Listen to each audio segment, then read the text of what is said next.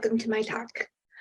My name is Charity Majors. I'm the co-founder and CTO of honeycomb.io, co-author of Database Reliability Engineering and the newly available Observability Engineering book, which I wrote with Liz Fong-Jones and George Miranda. You can download it for free. The link is posted frequently on the Honeycomb Twitter account, or you can buy it in stores. And if you do buy a hard copy, if you would like a sheet of the stickers to make a little unicorn wolf dog out of your creature, just let me know and I'll hook you up. Today we're going to be talking about the Engineer Manager Pendulum. This is a blog post that I wrote.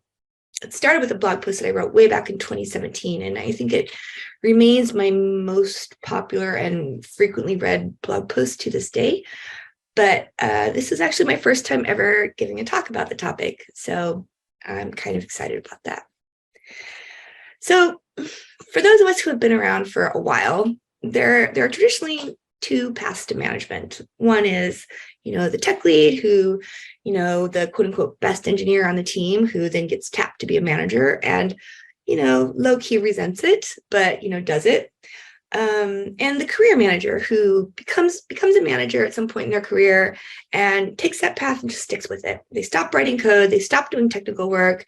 And over time, this leads to decreased employability, and it leads to a lot of anxiety on the part of the manager who, knows that they're a little bit trapped in that role, and it can seem a little threatening when you're working with more technical managers. There are a lot of assumptions that we tend to have about management just by default, that it's a one-way trip, that management is a promotion, that you make more money, that this is the best way to have and wield influence, that once you start managing, you want to climb the ladder, that this is really the only chance you get for career progression, that the best engineers make the best managers. This is all kind of crap. These are all flawed, if not problematic. And it results in a lot of managers who don't really want to be managing or who become managers for the wrong reasons. I believe that your team deserves a manager who actually wants to be managing people, who actually wants to develop that skill set, not just someone who is, sort of resentfully filling in because they're the only person or because they got tapped. The team deserves a manager who isn't bitter about having to go to meetings instead of writing code. The team deserves a manager who has actual interest in socio-technical processes, systems, and nurturing people in their careers. And lastly, and I think most controversially, I think that engineering teams deserve a manager whose technical skills are fresh enough and strong enough that the manager can independently evaluate their work, guide their development, and resolve technical conflicts. This is not like, there are lots of teams where it doesn't work this way. There are lots of teams where you've got a manager and a tech lead, and the manager just relies on the tech lead to tell them if something is good or bad, or to develop the people. And I'm not saying this can't and doesn't work. It does and it can, but I feel like it's a much weaker position to be in for the manager, and I feel like it's a compromise that whenever you're having to outsource a major slice of your judgment to someone else and you can't independently evaluate that, it's not great. You, as a manager / tech lead / senior contributor in tech, you also deserve some things. No matter whether you're an IC or a manager, you deserve to have career advancement. You just deserve a role that is not a trap, right? You deserve something that you find interesting and compelling. You deserve to have the ability to keep your technical skills up to date and relevant, even if you're a manager or a director, even if you're a VP. I think that you deserve to preserve optionality, especially if you aren't sure what you want to do. You have a 30 or 40 year long career. Like, who actually knows what they're going to want to do when they're 50 years old? I think that you deserve to have the information that you need in order to, preserve as many options as possible for the future. And relatedly, you deserve to have a long and interesting career where you can make choices that help you become more and more employable, not less and less. I think that instead of just identifying as a manager or an engineer, like as you progress in your career, I think it's better to just think of yourself as a technologist or as a technical leader, someone who needs both skill sets, in order to really reach your fullest potential. And it's certainly true that, there's an immense depth and breadth of experience that accrues to people who go back and forth. And in fact, the greatest technical leaders that I have ever worked with have all done both roles and had both skill sets. This used to be a pretty radical idea. In 2017, when I wrote this post, there was a lot of, whoa. And now it's not that radical. It's pretty much common wisdom. And this is great. But it doesn't mean that the journey is done. I've put some links there. I'm assuming most people have read this post. I also wrote some follow-up posts about, climbing the ladder, about, management isn't a promotion. Why is that great, etc. So I just dropped the links there, although you can Google them too. So honestly, I'm going to run pretty quickly through the material that I'm assuming people have mostly read from the blog post. And I'm going to spend more time on stuff about like how to do this, right? If you're an engineer or a manager, how to go back and forth, why you should go back and forth, when not to go back and forth. And most importantly, how, as someone who has influence in an organization, how do you institutionalize this? How do you make this a career path inside your company so that it's not just kind of like the burnouts and the outliers and the people who are comfortable like forging a new path or who have nothing left to lose, right? But rather this is something that, we include as an opportunity and an option when we're coaching people in their career development. How do we make this boring? To kind of like do a quick overview of the material in the posts, the best line managers, I think, are never more than a few years away from doing hands-on work themselves. There's really no substitute for the credibility that you develop by demonstrating, that you have hands-on ability, and more importantly, that you have good judgment. You should never really become a manager until you've done what you want to do as a senior engineer, until you've accomplished what you want to accomplish, until you feel, solid and secure in your technical skills as an engineer, because those skills are only going to decay when you become a manager. But like keeping those skills relatively fresh gives you unimpeachable credibility, helps you empathize with your team. It gives you a good gut feeling for where their actual pain is. It keeps you maximally employable, preserves your options, and you can't really debug socio-technical systems or tune them or improve processes or resolve conflicts unless you have both skill sets. Conversely, I think that the best staff engineers, staff plus engineers, and tech leads tend to be people who have spent time as a manager, doing full-time people management. There's no substitute for management when it comes to really connecting business problems to technical outcomes, understanding what motivates people. Most of what you do as a senior contributor, whether you're an engineer or a manager, is not, you don't accomplish it through like authoritarianism or from telling people what to do. You do it by influencing people. You do it by outlining, by painting a picture of the future that they want to join and they want to contribute to, and then they want to own. Even basic things like, running a good meeting. Like this is a skill set that you develop as a manager that can really supercharge your career. But you don't have to choose one or the other. Fortunately, you can do either. You can do both. You shouldn't just pick a lane and stay there. However, you do have to choose one at a time. This is because there are certain characteristics of both roles that are opposing and not reconcilable. Lots of people are good at both of these things, but they're good at it serially. They're not good at it like simultaneously.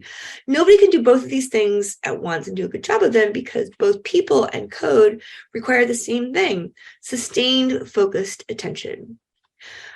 Being a good engineer involves blocking out interruptions so you can focus and learn and solve problems. And being a good manager involves being interrupted all the time. You can't really reconcile these in a single role. You can only grow in one of these areas at a time. And like I was saying earlier, if you aren't already an extremely experienced engineer, don't go and become a manager. I know lots of people who have gotten tapped for management after 2 or 3 years as an engineer, and it's almost never the right choice. And this tends to happen especially to women, because women have people skills, and so people are like, and it also can come from this very well-meaning place of wanting to promote women and wanting to put women into leadership, into management, and but it's not a fast track to success.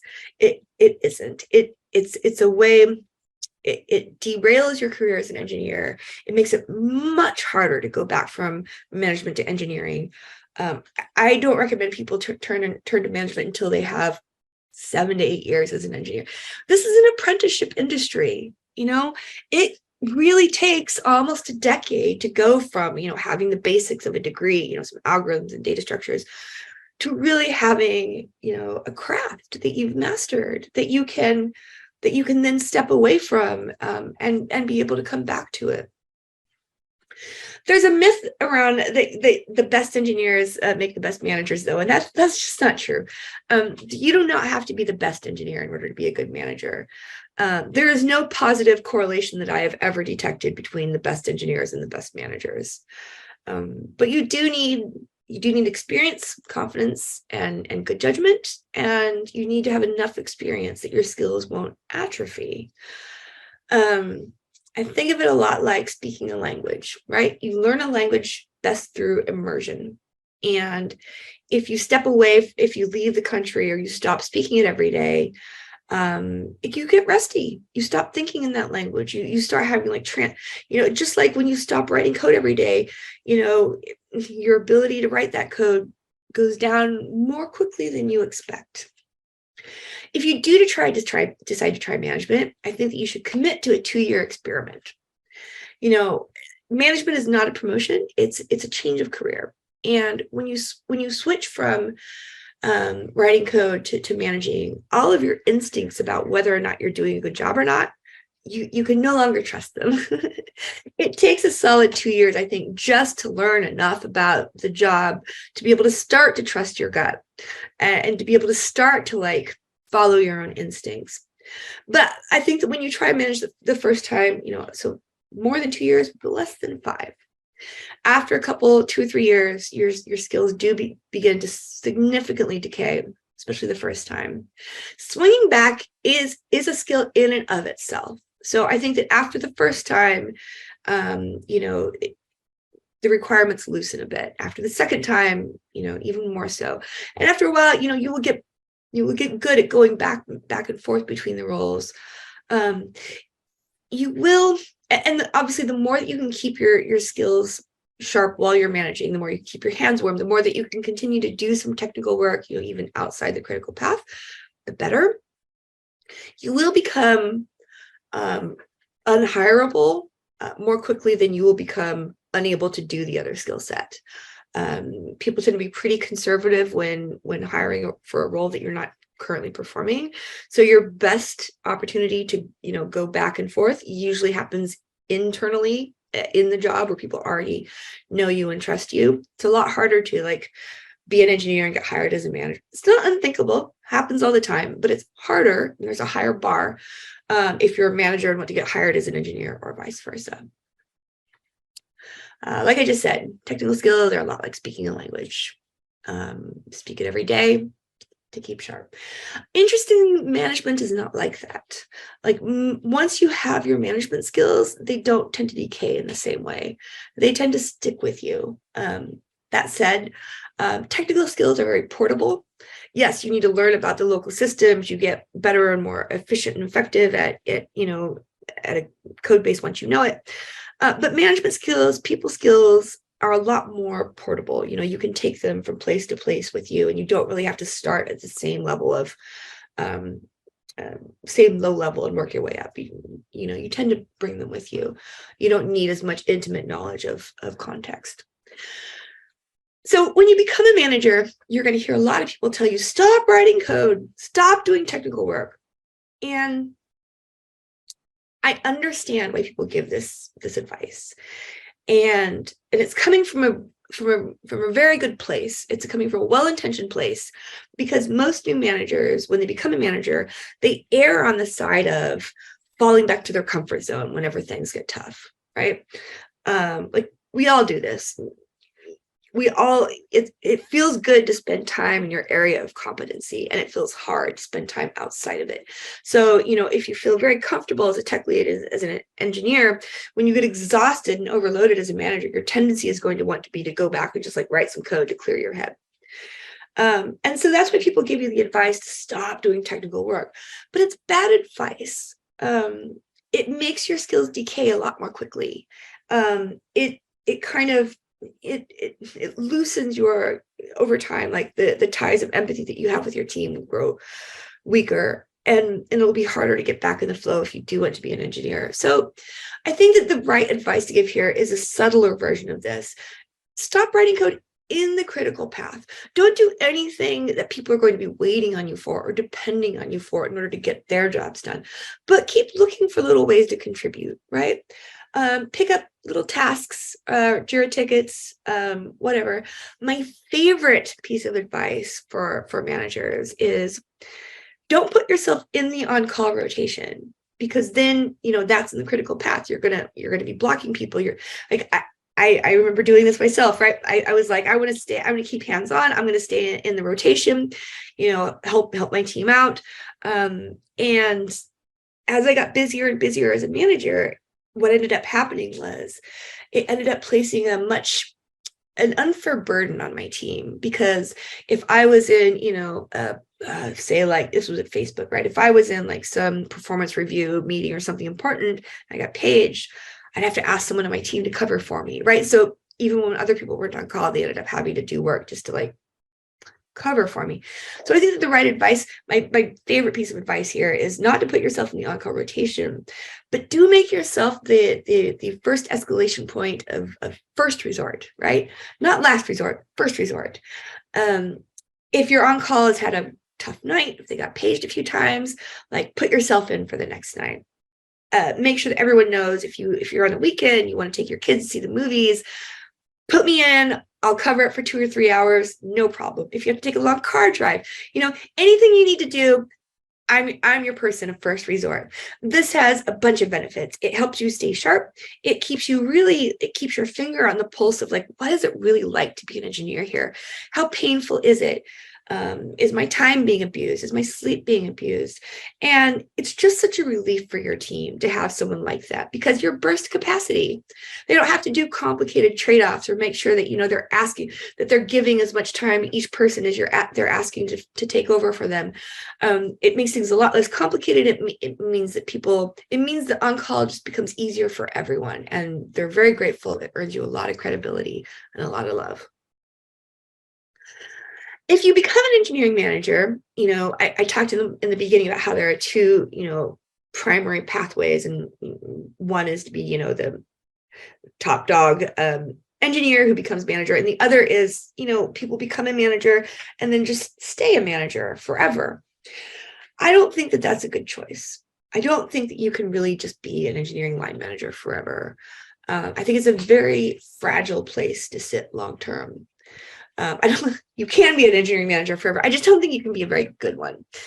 You get worse at it as your tech skills deteriorate. You'll find yourself in the position of having to interview for new engineering manager jobs and not knowing the tech stack, and not knowing, you're slowly going to become one of those managers that's just a people manager and doesn't have enough domain experience to resolve conflicts or to evaluate people's work, or to, if two people on the team are each claiming that the other one is at fault, how do you figure out who's telling the truth, or if it's, broadly shared, or right? You need to stay sharp enough. And this means periodically going back to the well to refresh your skills.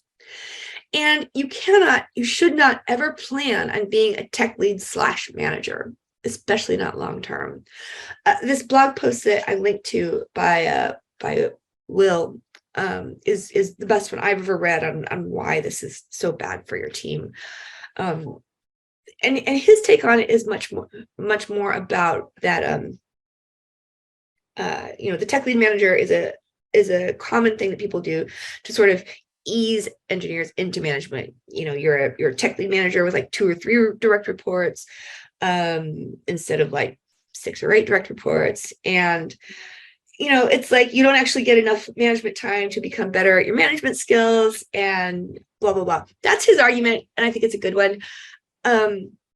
My argument is that from the perspective of your team, you're taking up all the oxygen, right? If you're the tech lead slash manager, as a manager, it's your job to be developing your people and building them into the position of tech lead, right? It's not your job to sit there. The longer you sit there as tech lead slash manager, the worse of a tech lead you're going to become. And the more you're starving your own team of those growth opportunities. So while it's sometimes unavoidable or natural in the short term, it's not a stable place to sit, and it's not a good place to sit. Will Larson, I keep reading his last name. Will Larson's blog post is the one linked there. Every engineering manager who's managing for a couple of years reaches this fork in the road, and you have 2 choices.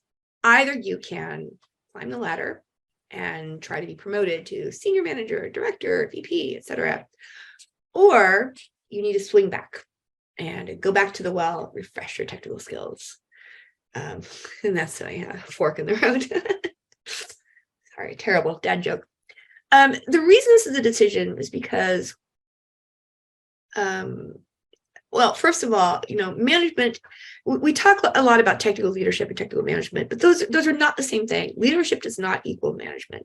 There are lots of ways to have leadership in a technical organization that do not involve management. I think of management as being organizational leadership and engineering as being actual technical leadership. And obviously there are areas of overlap. You can't be a great technical leader without having some organizational awareness. You can't be a great organizational leader without having some, pretty sophisticated technical leadership. But what's important here is for this to be a conscious choice, for you not just to slip into it. Because managers in particular have a tendency to, you're getting promoted. This feels good. It feeds your ego. You have this sense of career progression. It always feels great for someone to be like, I see more in you. Would you like to be a director? Like, yes. But like managers in particular have this tendency to look up 10 years later or so and realize that they weren't making these decisions because it made them happy. And that in fact, their decisions have made them less employable and less satisfied. And when you've been a manager for 10 years, it's really hard. It's really hard to go back and be an engineer. You're kind of locked into that decision in a lot of ways. Everyone starts out thinking that they want to climb the ladder. Just like almost every engineer kind of starts out assuming that they want to be a manager someday. And I feel like almost the only way to demonstrate to many people that they don't actually want to be a manager is for them to do the job, right? There's nothing like doing the job to demystify how much power and control you actually have and how many constraints you actually have. And, everybody's mom is going to say, congratulations when you become a manager, because everyone perceives this as being a big promotion and a big step up, right? It's validation for your skills and how awesome you are. It's very rare for people to say, congratulations, you've gone from a manager to being an engineer, which is why I think we kind of have to consciously lean in that direction so that people make the decision that actually makes them the most fulfilled and satisfied instead of just the one that garners you praise and accolades. This is one reason why I think it matters so much to keep reinforcing the fact that management is not a promotion, it's a change of career. Because if management is not a promotion, then engineering is not a demotion, right? You really want people doing this job because it makes them feel the most engaged and fulfilled, not the job that gives them the most, money and prestige. Because over time, this is when they do their best work. This is what keeps you from being burned out. This is what keeps you actually checked in and enjoying your work. This is a cultural change, and it's super important. We really need to lower the barrier to entry to management, to demystify the role. Right now it's like, how do you become a manager? Well, it's kind of a mystery. You kind of sit around maybe hoping to get tapped. You're envious of whoever gets tapped, right? And I think that it's so much healthier if we as organizational leaders Ask everyone in your organization, every engineer, do you want to be a manager someday? We'll talk more about this later, so I'm not going to go into it too much here. So rewinding a little bit, it's an unsettling truth that a lot of your career path is ultimately going to come down to luck and opportunism, where you, like, nobody's good at picking good startups that are going to take off and explode, or we would all be working at them, right? Or VC wouldn't be such a rolling of the dice, right? A lot of the opportunities that you have in your career are going to come down to whether or not you were fortunate. And this is why I think it's so important, especially early, for the first decade or two of your career, to make decisions not based on, I want to go there, I want to do that, because it's really hard to get to a specific place, but rather to be prepared, right, to maintain your optionality, maximize your options, make sure that you're prepared for interesting and exciting opportunities that come your way, because you can't force them. You can't force an individual opportunity to happen, but opportunities tend to be everywhere, right? If you can avoid, like, being super attached to a particular outcome, but you can, equip yourself with skills. This is a fast-moving, chaotic, exciting, interesting industry with new things popping up constantly, new frameworks, new databases, new companies, new roles, new job descriptions. And one pro tip is, the more you want to make a name for yourself, the more you should jump on something that's early in the hype cycle, when it starts to seem to have legs, right? Late in the early adopter cycle, before the early majority, because then everybody's hungry for what you have to say, right? Learn a little bit, talk about it, write about it, and it's easy to improve your profile, easy to recruit, blah, blah, blah, blah, blah. But this is why it's so important to act to preserve your optionality. And that looks like the following list: keeping your tech skills sharp, making friends, developing a professional network, not just the people you work with. That's really important. It is a small industry, and over the course of your career, if you change jobs every few years, you're going to amass a long list of friends and acquaintances and people that you can trust. But sometimes, especially earlier in your career, you do need to intentionally work to form those relationships outside of where you work. Writing and speaking about your work. This is especially important for marginalized folks. It's a real jujitsu move, because there may be a tendency for people to discount your technical work or your expertise, but it's also true that just being Googleable for your name plus that technology overwhelmingly acts to counter that bias, because people are biased to think that people who are famous for something, or even well known for something, or even show up in Google for something, must know what they're talking about. So this is, and if you're a minority in tech, it's really easy to get attention, which means that if you write and speak about something, it's a great pro move to turn your weaknesses into strengths. Change your role, if not your job, every 2 or 3 years.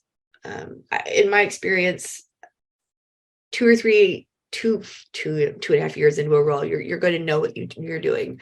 And when you start to get that feeling of, I know what I'm doing, that's danger zone, right? You want to train yourself to fear that feeling, not to be like, oh, yay. This is an industry where you don't want to get comfortable. And it's still good advice, I think, to become a T-shaped engineer, which means going deep in one area of technology and broad otherwise. And the reason this is awesome is because if all you ever do is, if you're just a dilettante, right? If you just learn a little bit about everything, it's a different skill, a different way of thinking than if you go deep on something. But if you just go deep on one thing, that's very niche. But if you've gone deep on something, then going deep on another thing is easier. And going deep on another thing is even easier. So developing the skill set to go deep and then developing, broad literacy is just really powerful. And like I was saying, developing a public profile is easier than you think it is. and pretty powerful. So I mentioned that almost everyone starts out by default thinking that they want to climb the ladder. So I'm not going to talk too much about the upsides. Obviously, the upsides are money and power, but there are downsides too. For every rung that you climb, there are an order of magnitude fewer job openings. And they become very specific and very customized. It becomes a lot harder to find a place that you fit. You know, a VP or a CTO, it's not uncommon for it to take a year for them to find some place where they can, because your skill set, you become a specialist whether you want to or not. And it's just like right now, like for us, you know, we're trying to hire a VP or CMO of marketing, and there are probably 20 people in the world who fit the cross-section of skills that we need. And people become much more risk averse when they're hiring extremely senior roles, because you can and should make or break whether a company is successful or not. The higher you climb the ladder on the management side, the harder it becomes to go back to engineering. And this is something, when I mentioned, you know, that managers have a tendency to wake up 10 years later and be like, I'm miserable. This is because, you know, the work that actually brings most of this meaning and joy has to do with, you know, seeing the impact on people, creating things, fixing things, watching our work, you know, have an impact on people's lives. And the cycle time is a lot shorter when you're, you know, a developer or an engineer or whatever. And the cycle time becomes so long and your impact becomes so diffuse. And it's hard to know if or when you can really take credit for anything. And this is something that just over time, this is the thing that for most people who are senior leaders, it dawns on you slowly over time. And all of a sudden you realize that you haven't been happy in a very long time. Like that dopamine hit that you get from fixing a problem or building something or shipping something, it's powerful, and don't underestimate how the impact that it has in bringing you joy every day. Your job tenure lengthens. As an engineer, it's no big deal to leave your job every 18 months to 3 years. You know, 5 years is considered a very long, you know, long time at a company. It's not the same as a leader, because it, you know, when you're a director and up, like it takes a year or two for you to even start to have the kind of impact and make the relationships that you need and everything. And you can't really job hop as easily. You can't really have the kind of impact you need to unless you know, invest in. This is kind of part of why it takes longer to find a job, but you also need to even want to hold those jobs for longer. And your choices are a lot riskier. You can only really have one job at a time for the most part. And so, you know, I think as an engineer, we tend to underestimate or devalue just how valuable it is, and what a relief it is that you can pretty much walk out the door and into another job whenever you feel like it. And as a senior engineering manager and up, more and more of your ability to succeed is actually out of your hands. Your reputation will be defined largely by your company's success, whether it succeeds or fails, or does a middling job. There are lots of people who are doing just incredible work out there who will never get the credit that they deserve, because they are not working someplace that has like a really shiny pedigree. There are lots of people who work at really shiny companies who are doing kind of craptastic work, but you know, they're getting too much credit because the company is succeeding. You know, they're surrounded by strong contributors, and it's really hard to tell if a manager is doing a good job or not, honestly. As I started out saying, the landscape looks very different today than it did in 2017. Nowadays, lots of people go back and forth between engineering and management. This is great. But I think that we're still in the very early days of creating institutional support for the pendulum. And it remains something that, you know, is driven by individuals who are burned out or who are, you know, not afraid to blaze their own path or whatever. We're not going to succeed until this is seen as a normal pattern. So how do we do this? Well, you need institutional support, which means you need to explain, you need the senior to higher ups to understand why it matters. Execs tend to see it as a wasted investment whenever a director or VP goes back to being an IC. They're like, we invested all this time and energy and money into like building this senior leader, and now they're just going to go back and write code. But this is really short-sighted. This argument doesn't naturally occur to many leaders because it is kind of uniquely this way in engineering and maybe product and design. It's not the same in most other parts of the company. But for technical organizations, this is the best way to grow great engineering leadership, because you are so uniquely powerful when you have both skill sets. It's great for the organization if a VP decides to go back to being an IC instead of leaving the company. It's great, right? They build credibility with other senior engineers. They come back. They have so much empathy and knowledge of how the business side of things and how that decomposes into important technical work, and they have this ability to explain things to engineers so that they don't become disaffected and demoralized and detached from the reasons that we're doing the job that we're doing. This is how you retain top talent. Otherwise, a lot of people will get restless and leave every few years. And if you can carve such a compelling path for people by making it possible for people to scratch, both itch. There are lots of people out there who will join a different company when they want to be an engineer or when they want to go back to management because they don't have that kind of institutional support to go back and forth. It does absolutely get trickier to go back and forth when you're higher. I guess pretty easy as a line manager, right? Or a senior engineer to just go back and forth. It gets trickier when you're a director or a VP. And it's hard to generalize about those cases because they tend to be very sui generis. But it's always worth it, right? If somebody has reached that level, it is worth it to you to retain them. This is also how you preserve institutional memory in both leadership on the management side and leadership on the engineering side. Somebody who's been building your company with you for years, they're just as valuable whether or not they're leading people or technology. And finally, I feel like institutionally this pendulum is one of the fundamental ways that we emphasize and reify the fact that management is not synonymous with leadership. Technical leadership is just as important. It is not a loss. There are so many companies out there that are running so wastefully when it comes to hiring engineers, building teams, companies are just not good at the socio-technical systems of building and running and owning great software. And having people with dual fluency, it's such a superpower. I think this is right up there with, I'm